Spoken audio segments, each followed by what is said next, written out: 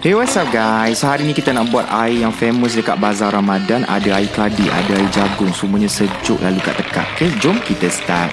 First, kita akan mula dengan keladi float. Yang ni favourite KA. Korang ambil 1 cawan air panas, 1/3 cawan kordia keladi, 1/3 cawan susu pekat. Letakkan secubit garam. Selalu aku lupa nak record garam ni. Okay, letakkan susu cair. Lepas tu tuangkan kita punya air keladi tadi ke atas. Nak lagi sedap creamy, tambahkan aiskrim vanila pula on top. And letakkan sikit lagi susu cair. Kacau-kacau simple je, tapi sedap, rasa macam minum air balang dekat Bazar Ramadan.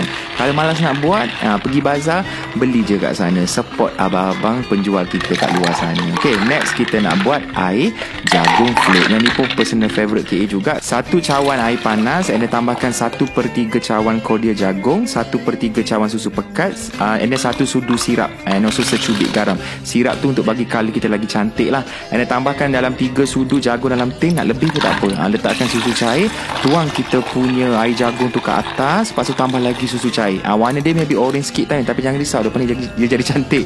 Tambahkan juga aiskrim vanila, nak bagi jadi creamy lah. Lepas tu boleh kacau-kacau.